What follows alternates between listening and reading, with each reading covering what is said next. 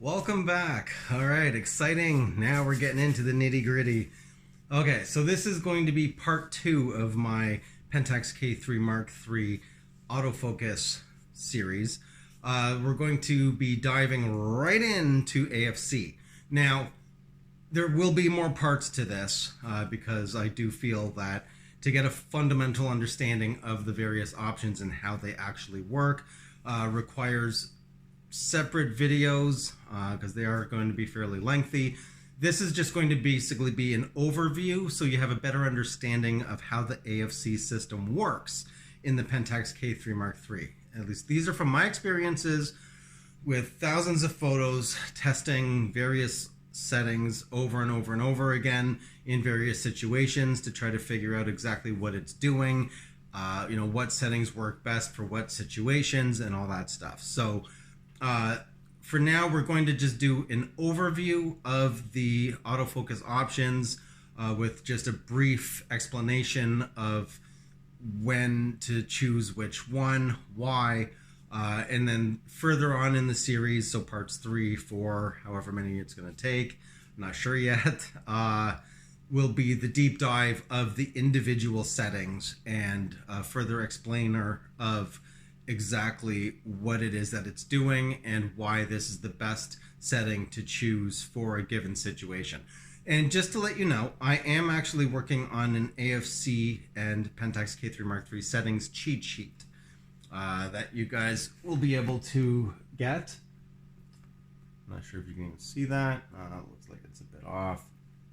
Let me change the exposure, see if that makes a difference. Can I? Yes, I can. Okay, let's see. All right, there we go. So there you go. I am actively working on that. Let's get this exposure back up proper here. There we go. It's a little better. So stay tuned for that as well. I will let you guys know when that is available for you to utilize. Yeah, so let's just get right into the overview of the Pentax K-3 Mark III AFC settings, options, and why do this versus that. Okay, so we're going to start off with the various settings here, just as an overview, as I mentioned. So what we've got here is autofocus with viewfinder. Now this is where you'll find all the AFC settings. Okay, so you've got your AFC mode, which is set to AFC, as you can see on the screen. And from here, you've got your autofocus active area. I generally use expanded large or expanded medium. Those differences you'll see here. So that is large. Let's go back in and we'll switch this to medium. And that is medium. So it only does the one square in the center. It leaves the very edge autofocus points out of the equation. And the good thing about that is the fact that it allows you to slightly narrow down the subject that you're going to be tracking while still allowing enough room for the subject to erratically move around without you completely losing it. And then small is this, which you can still move around. Just press the joystick in order to reset it to the center. And this is the same autofocus area that zone uses in full auto. So let's just switch this back here. Go to large. Autofocus area restriction.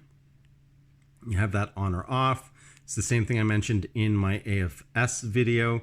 So you see these two bars on each side. 1, 2, 1, 2. The vertical bars, that is the full autofocus area. If we turn the restriction on, then you do not get those bars, and it's the same as utilizing the medium AFC setting. I usually leave that off. Depending on what lens you attach, it will dictate whether or not the autofocus area restriction will automatically be applied or not. Now, first frame action in AFC, this one's a little tricky. If you leave it on auto, the problem is the fact that, as it states, the autofocus will start at the AFC shooting sequence. However, it will automatically determine whether or not to use frames per second or focus priority, or release priority versus focus priority. I leave it on focus priority. I want to make sure that that first shot is in focus.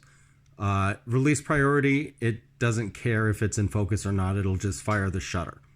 Now, continuous action, or action in AFC continuous, I have that set to frame priority.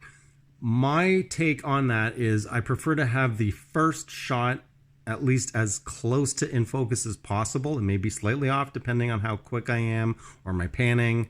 But after that, the frames per second speed on the K3 Mark III should be enough for you to be able to get enough keepers in the camera when you're taking the shots after first acquiring focus.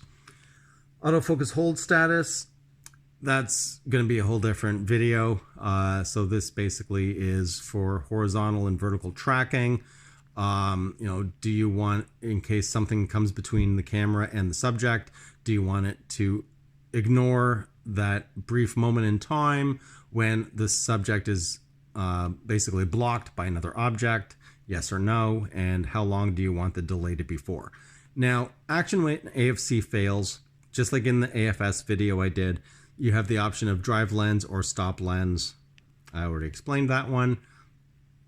Now here's where it gets tricky.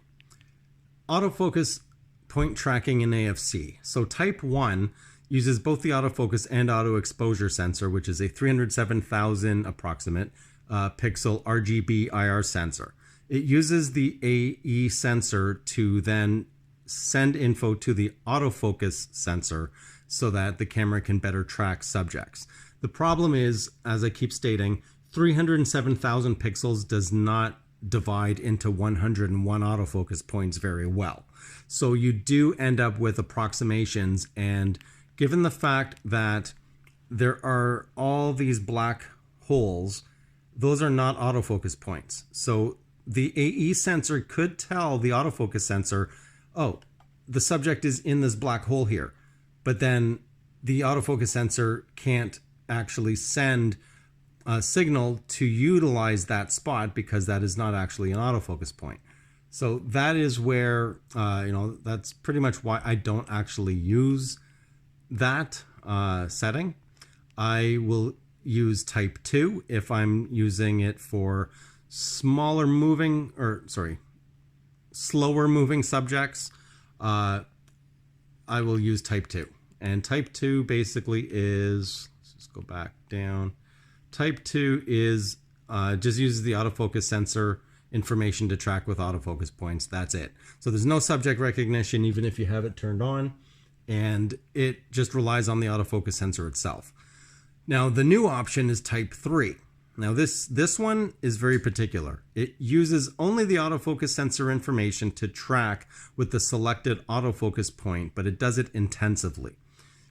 In the upcoming video, I will be going more in depth with this to show what the viewfinder looks like, because the autofocus points in the viewfinder actually are different. I don't know if anyone's noticed that before, but they are actually different than utilizing type 2. However, it does work, and it works remarkably well, and the depth information is spot on. Now, focus sensitivity for subjects moving in the depth direction, so subjects that are moving towards and away from you, that's where this comes into play. And that's an important distinction to understand. This is for depth mapping, in a matter of speaking. So you can emphasize trackability where every millimeter incremental amount of movement will change the autofocus. It'll re-trigger the autofocus. And then you have 4, which doesn't say anything. Then you have standard, which is how the camera comes out of the box.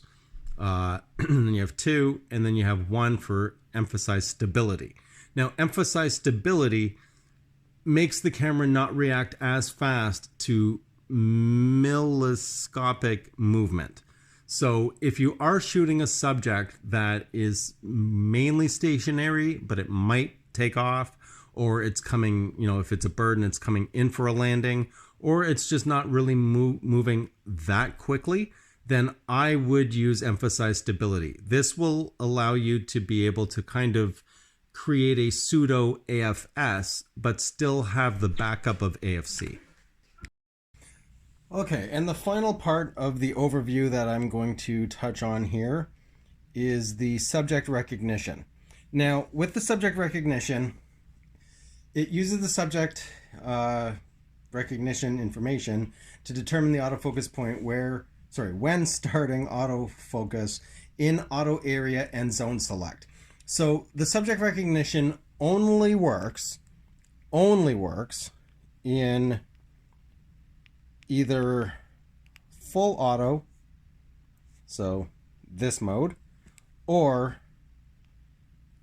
in zone, this mode. These are the only options that will enable subject recognition to work. I personally don't use it unless I'm shooting portraits, because I just find it doesn't work that well. It's actually more reliable to utilize autofocus type 3 with intense tracking, and the sensitivity set to 5, I find actually does a much better job, especially with shooting high speed birds that with erratic movement and things like that. So at the end of the day, that is my overview of the AFC situation when it comes to the Pentax K-3 Mark III. Now, I will be diving deeper into each of these functionalities in later parts of this series, but I just wanted to get this video out just to give an overview of AFC with a little bit of general explanations to hopefully have you get a better understanding as to how all these various pieces work and how they all go together. Another thing to keep in mind with the subject recognition, there was a little tiny section Pentax had mentioned where the custom image mode must be in full auto in order to take full advantage of the subject recognition. I have tested it. It does make a difference. That was on an older firmware. I have not retested it again because I wanted to just go out and actually use the camera to shoot things I wanted to shoot. But that's going to be it for this video. If you like the video, leave a like. If you haven't already, please do subscribe. Always helps out. If you want to support the channel, that information's at the bottom of the description. And yeah, if you have any questions or comments, leave them down below. And that's it. You'll see me on my next video. I'm out.